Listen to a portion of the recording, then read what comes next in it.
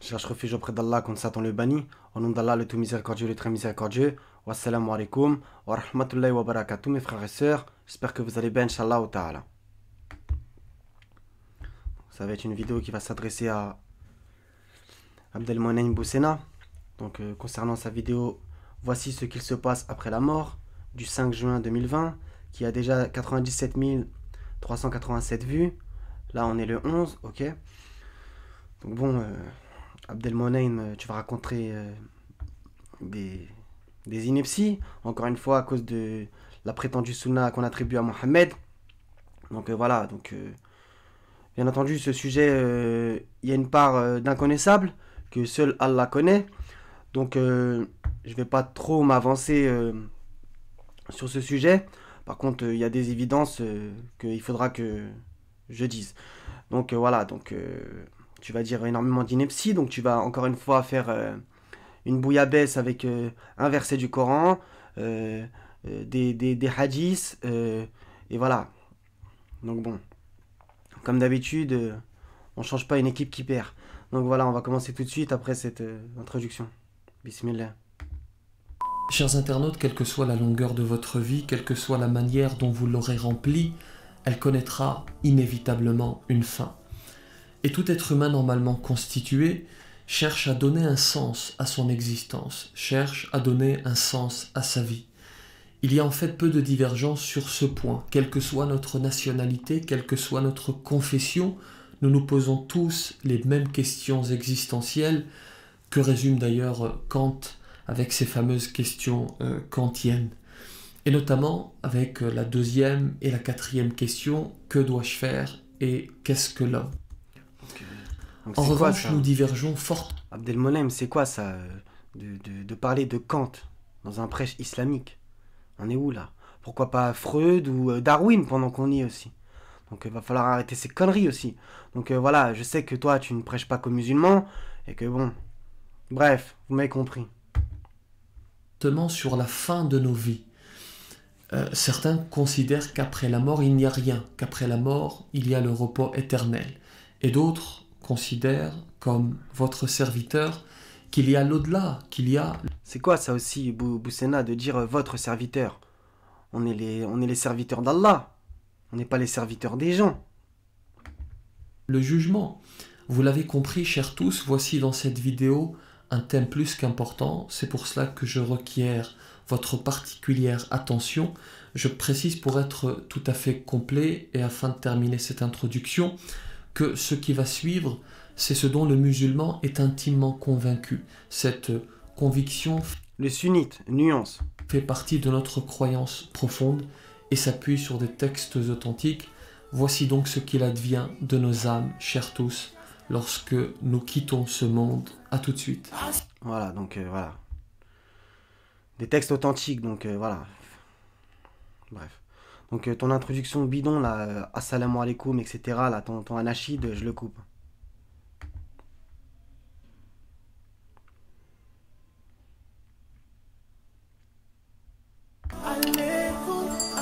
Bismillahirrahmanirrahim. Assalamu alaikum wa rahmatullahi wa barakatuh. Dieu dit dans le Coran: Kullu nafsin dha'iqatul maut wa innama tuwaffawna ujurakum yawmal qiyamah فمن زحزح عن النار وأدخل الجنة فقد فاز وما الحياة الدنيا إلا متاع الغرور.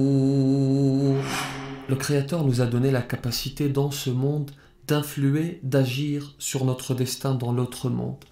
Un destin dans l'autre monde qui commence à la fin de nos vies terrestres. Parce que nous considérons, nous musulmans, nous considérons que la vie avec un grand V est constituée de deux tronçons, un tronçon dans l'ici-bas et un autre dans l'au-delà. Et le plus important pour nous, c'est celui de l'au-delà, parce que c'est celui qui est éternel. Le tronçon dans l'ici-bas est en réalité tout à fait éphémère. أعمار أمتي ما بين 60 إلى 70 وأقلهم من يجوز ذلك. Voilà. Donc tu ne peux pas citer la parole divine seulement. tu es obligé de citer vos prétendus hadiths qu'on attribue à Mohammed. Donc voilà, c'est sans cesse. On reconnaît un arbre à ses fruits. Donc voilà, du blabla, encore une fois. Donc l'âge de ma communauté se situe entre 60 et 70 ans. Il n'y a que peu d'entre eux qui dépassent cela, rapporté par Tirmizi. Donc voilà, maintenant, le prophète savait quand est-ce que les gens allaient mourir. Donc on va voir coraniquement.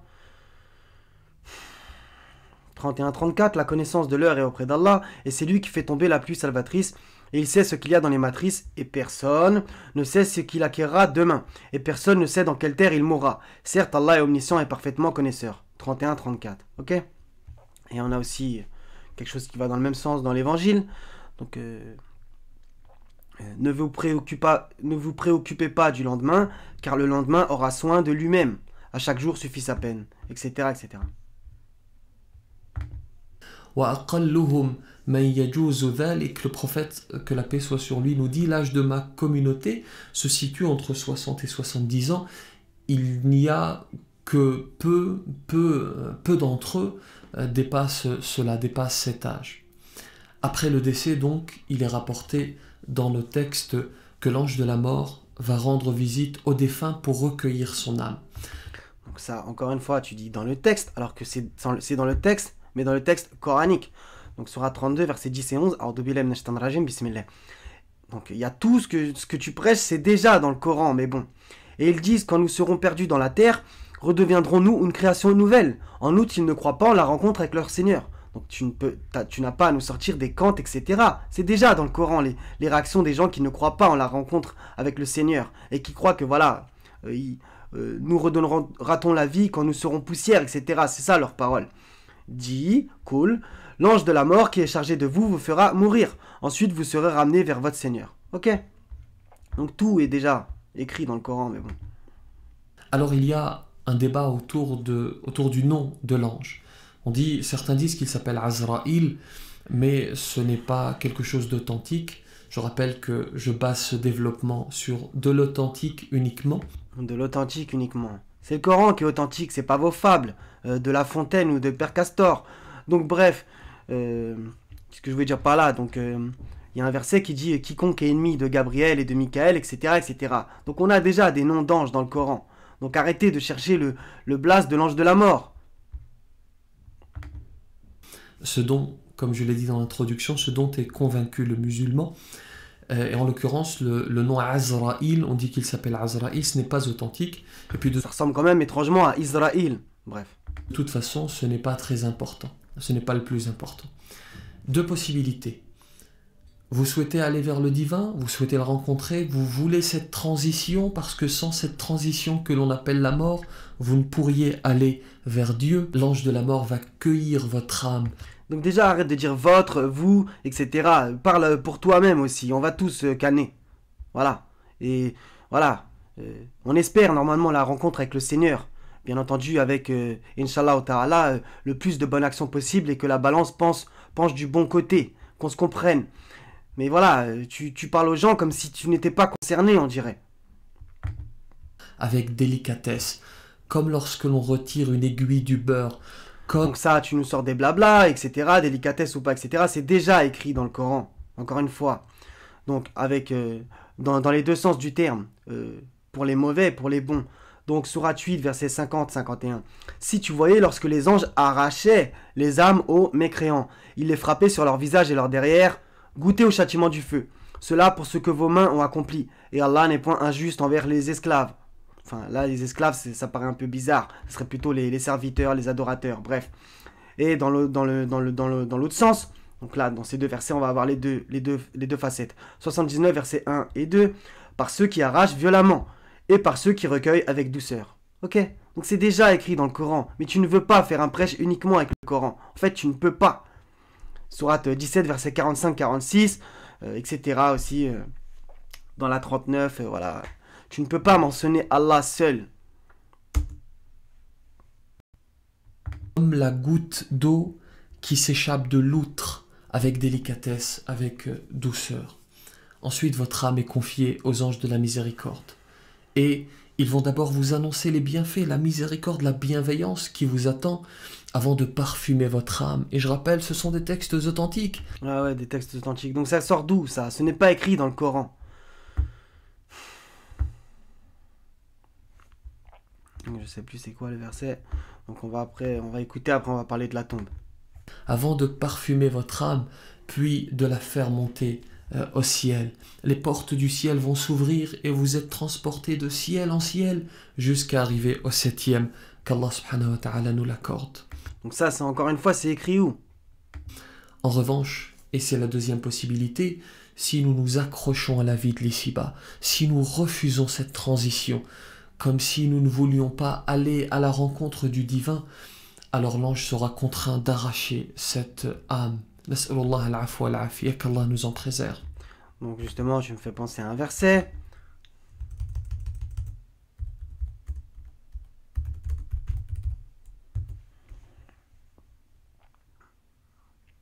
Voilà.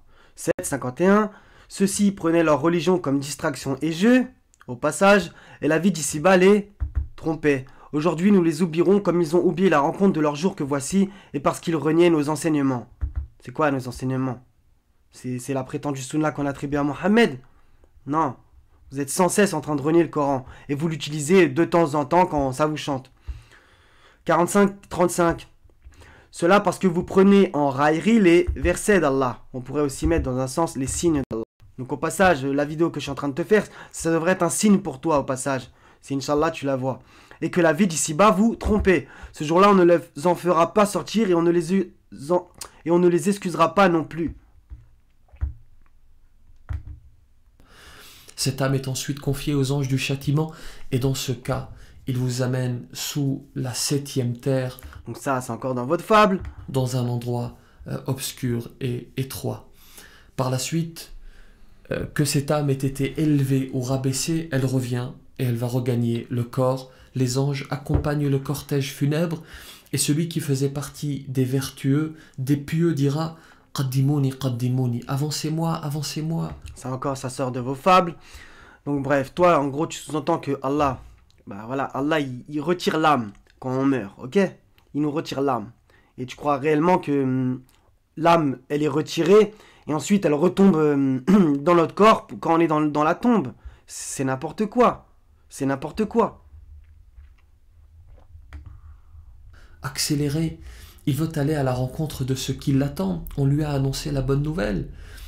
Ne serait-ce qu'ici-bas, celui qui a acheté un bien, moi-même, celui qui a acheté un bien n'a qu'une seule envie, en profiter, aller vers cette maison, aller vers cette voiture, vers ce bien qu'il a acquis.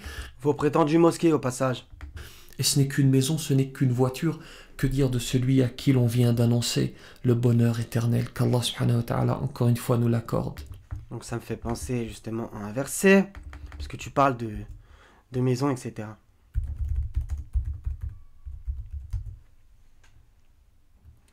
« 66-11 Et Allah a cité en parabole pour ceux qui croient la femme de Pharaon quand elle dit « Seigneur, construis-moi auprès de toi, une maison dans le paradis, et sauve-moi de Pharaon et de son œuvre, et sauve-moi des gens injustes. »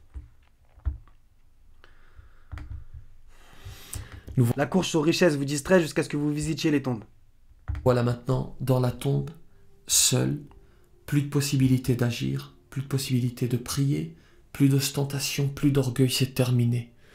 Il n'y a qu'une seule chose qui nous accompagne, nos actes. Comme cela est cité d'ailleurs dans la tradition prophétique. Voilà, comme d'habitude.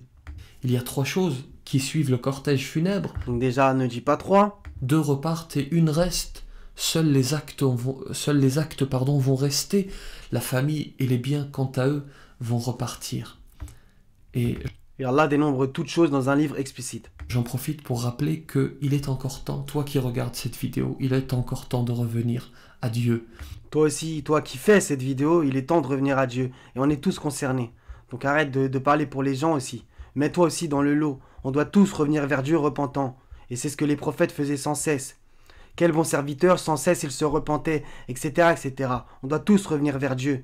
Et toi, un des premiers, parce que justement, toi, t'as 616 000 abonnés et tu prêches du grand n'importe quoi. Tu prêches sans cesse la prétendue sunna qu'on attribue à Mohammed.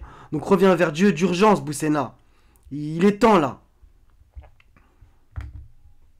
Aujourd'hui, il est encore Tu as encore la possibilité de prier, de jeûner, de revenir à Dieu, de faire le bien autour de toi. Tant que tu respires, il n'est pas trop tard.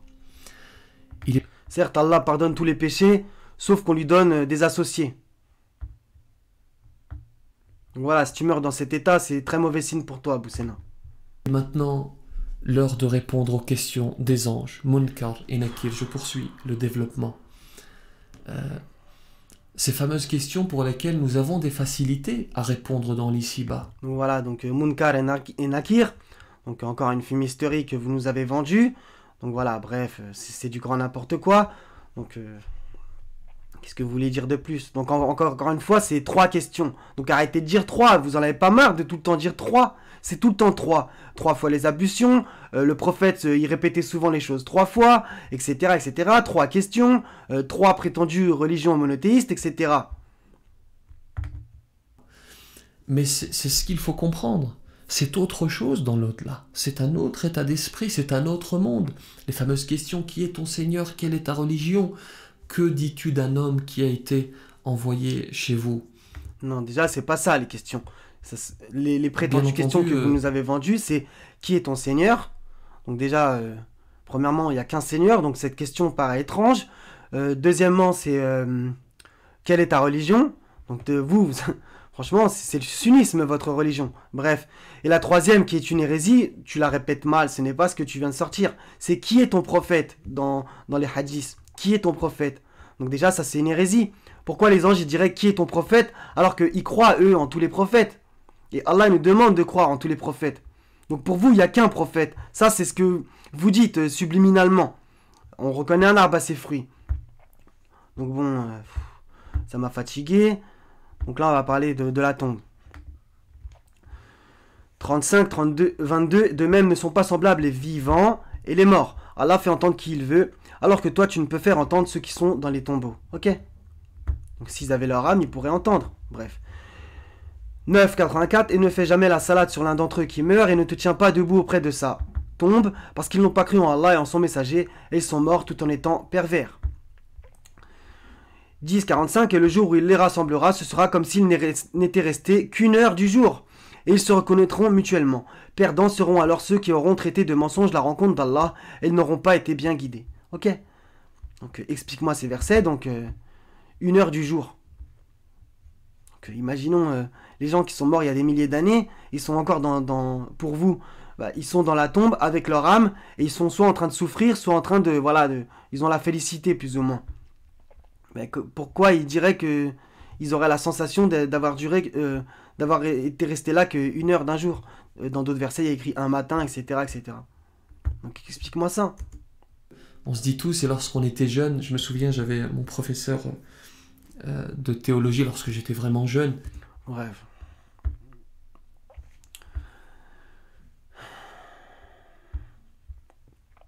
« 22,7 et que l'heure arrivera, pas de doute à son sujet, et qu'Allah ressuscitera ceux qui sont dans les tombeaux. » Ok? 27, 67, 68, et ceux qui ne croient pas disent: est-ce que quand nous serons poussière, nous et nos pères, est-ce que vraiment on nous fera sortir? Certes, on nous l'a promis à nous et à nos pères auparavant, ce ne sont que des contes d'anciens. Ok? Donc justement, ça parle de ce que tu disais au départ, mais tu ne l'as pas cité coraniquement. 35, 22, bon ça je l'ai déjà récité en fait. 36, 51, 54, et on soufflera dans la trompe, et voilà que des tombes, ils se précipiteront vers leur Seigneur, en disant: malheur à nous, qui nous a ressuscités de là où nous dormions. Ok? C'est ce que le tout miséricordieux avait promis, et les messagers avaient dit vrai. Ce ne sera qu'un seul cri, et voilà qu'ils seront tous amenés devant nous. Ce jour-là, aucune âme ne sera lésée en rien, et vous ne serez rétribués que selon ce que vous faisiez. Donc ça me fait penser à un verset. Donc c'est avec le mot doigt que je n'ai pas pris.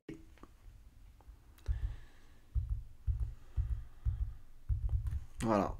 Donc en plus c'est Surat al-Qiyamah, donc la résurrection. Donc non, je jure par le jour de la résurrection, mais non, je jure par l'âme qui ne cesse de se blâmer. L'homme pense-t-il que nous ne réunirons jamais ses os? Mais si, nous sommes capables de remettre à leur place les extrémités de ses doigts. Ok? Donc 54, 6, 8. Détourne-toi d'eux le jour où l'appeleur appellera vers une chose affreuse. Les regards baissés ils sortiront des tombes, comme des sauterelles éparpillées, courant le cou tendu vers l'appeleur. Les mécréants diront, voilà un jour difficile. On continue, 73. Ô vous qui avez cru, ne prenez pas pour alliés des gens contre lesquels Allah est courroucé et qui désespèrent de l'au-delà, tout comme les mécréants désespèrent des gens des tombeaux. On continue, j'ai énormément de versets en vrai. 70, 43 à 44. Le jour où ils sortiront des tombes, rapides comme s'ils couraient vers des pierres dressées. Leurs yeux seront abaissés, l'avilissement les couvrira. C'est cela le jour dont on les menaçait. Ok. Donc, il y a des choses qui font partie de l'inconnaissable sur cette chose-là, qu'on se comprenne bien. Moi, je ne prétends pas savoir tout dessus. C'est Allah le savant par excellence. Donc, moi, ce que j'en pense, c'est que Allah retire l'âme, il la met dans un endroit qu'il sait mieux, et ensuite, il la fait redescendre, et il nous ressuscite, et voilà, on sort des tombes. C'est en cela. Voilà. Donc, 80, 21, 22, puis il donne la mort et le met au tombeau. Puis il le ressuscitera quand il voudra. Ok. Donc, 82, 4, 5, et que les tombeaux seront bouleversés, toute âme sera alors ce qu'elle a accompli et ce qu'elle a remis de faire à plus tard. Ok. 109 et 10, ne sait-il donc pas que ce qui est dans les tombes sera bouleversé et que sera dévoilé ce qui est dans les poitrines. Ce jour-là, certes, leur Seigneur sera parfaitement connaisseur d'eux. Donc, c'est magnifique. Donc, 102, 1 à 2, la course aux richesses vous distrait jusqu'à ce que vous visitiez les tombes. 39, 42, ça va être ultra intéressant. Allah reçoit les âmes au moment de leur mort, ainsi que celles qui ne meurent pas au cours de leur sommeil. Donc, voilà, Allah reçoit les âmes au moment de leur mort. Il retient celle à qui il a décrété la mort, donc voilà, il retient. Tandis qu'il renvoie les autres jusqu'à un terme fixé. Donc il les retient où il sait, et il les renvoie, donc voilà, dans le corps, aux autres, jusqu'à un terme fixé. Il y a certainement là des preuves pour des gens qui réfléchissent. Donc ça, c'était pour le fait que tu dises, votre prétendue question de Munkar et Nakir, qui n'existe pas coraniquement, encore une fois. Donc c'est pour la question, qui est ton prophète ? Qui est une hérésie, et les anges ne peuvent pas dire ça. Donc, encore une fois, ça prouve bien votre mensonge. 4, 150, 152. Ceux qui ne croient pas en Allah et en ses messagers, et qui veulent faire distinction entre Allah et ses messagers, qui disent « Nous croyons en certains d'entre eux, mais nous ne croyons pas en d'autres. » C'est ce que subliminalement vous dites, puisque si vous répondez à la question « Qui est ton prophète ?» vous répondez seulement « Mohammed », ben voilà, vous ne croyez qu'en Mohammed en vérité. Et qui veulent prendre un chemin intermédiaire, les voilà, les vrais mécréants. Et nous avons préparé pour les mécréants un châtiment avilissant. Et ceux qui croient en Allah et en ses messagers, et qui ne font point de différence entre ces derniers, voilà ceux à qui il donnera leur récompense. Et Allah est pardonneur et miséricordieux. Parfait. Donc voilà, donc c'est coranique ça aussi. 236, dites, donc c'est tout le monde qui doit dire, nous croyons en Allah. Donc voilà, ça répond déjà à la première question. Et en ce qu'on nous a révélé, et en ce qu'on a fait descendre vers Abraham, Ismaël, Isaac, Jacob, les tribus, et en ce qui a été donné à Moïse et à Jésus, et en ce qui a été donné aux prophètes, avec un S. Donc ça répond aussi à la troisième question. Venant de leur Seigneur, nous ne faisons aucune distinction entre eux, et à lui nous sommes soumis. Donc c'est parfait. Donc il y a la soumission, donc voilà, tu réponds plus ou moins à la deuxième question, quelle est ta religion ? Ma religion c'est la soumission. Donc, 3, 84, on pourrait réciter le 85 aussi. Dit, donc ça c'était Mohammed, mais bon, ça peut être aussi pour nous le dit, nous croyons en Allah, donc voilà, première question, et en ce qu'on a fait descendre sur nous, à ce qu'on a fait descendre sur Abraham, Ismaël, Isaac, Jacob, les tribus, et à ce qui a été apporté à Moïse, à Jésus et aux prophètes, de la part de leur Seigneur, nous ne faisons aucune différence entre eux, et c'est à lui que nous sommes soumis. Donc dans ce verset, en fait, il y a toutes les réponses aux questions. Et quiconque désire une autre religion que l'islam ne sera point agréé, il sera dans l'au-delà parmi les perdants. Donc il n'y a pas écrit que le sunnisme. Voilà, dernier passage, 32, 17 à 21. Aucun être ne sait ce qu'on a réservé pour eux comme réjouissance pour les yeux, en récompense de ce qu'ils œuvraient. Donc ce verset est splendide, puisque Allah nous décrit d'une certaine façon le paradis et l'enfer, mais en même temps, il nous dit « Aucun être ne sait ce qu'on a réservé pour eux comme réjouissance pour les yeux, en récompense de ce qu'ils œuvraient. » Ok, ça dépasse notre perception. Celui qui est croyant est-il comparable aux pervers? Ils ne sont point égaux. Ceux qui croient et accomplissent les bonnes œuvres auront leur résidence dans les jardins du refuge en récompense de ce qu'ils œuvraient. Et quant à ceux qui auront été pervers, leur refuge sera le feu. Toutes les fois qu'ils voudront en sortir, ils y seront ramenés et on leur dira « Goûtez au châtiment du feu auquel vous refusiez de croire. » Nous leur ferons certainement goûter au châtiment d'ici-bas avant le grand châtiment afin qu'ils retournent. Ok? Donc il y a 2 châtiments pour ces gens-là. Et qu'Allah nous en préserve. Donc je pense que c'était tout. J'ai plus ou moins répondu à toutes tes inepties. Donc bien entendu, comme je l'ai dit au début de la vidéo, il y a des choses qui font partie de l'inconnaissable, mais on a quand même des indications coraniquement, etc. etc. Donc Boussena, si tu regardes cette vidéo ou alors tes suiveurs, lâchez la prétendue sunna qu'on attribue à Mohammed. Ça vous fait dire des grosses conneries quand on regarde ça à la lumière du Coran. Voilà. Donc c'était tout. Donc mes frères et sœurs, soyez bénis. Je vous aime pour la face d'Allah Azawajal. Wa salamun ala al-mursalin. Walhamdulillahi rabbil alamin. La ilaha illa huwa al-hazizul hakim. Wassalamu alaikum wa rahmatullahi wa barakatuh mes frères et sœurs. À la prochaine, Inch'Allah ta'ala.